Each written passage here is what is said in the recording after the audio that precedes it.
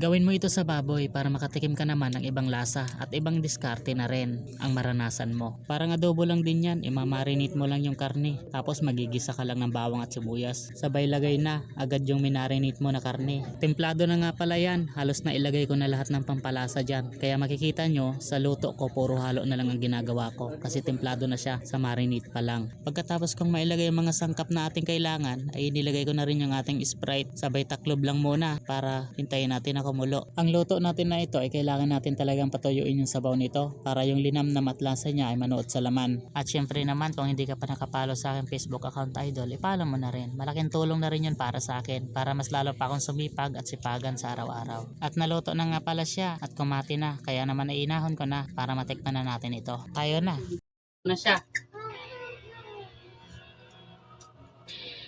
Ang lambot. Tsaka manamis-namis siya dahil sa ano. Manamis-namis siya dahil sa Sprite. Kain tayo. At hanggang dito na lang. Salamat sa panonood. Thanks God for blessing today. Paki-like and share naman.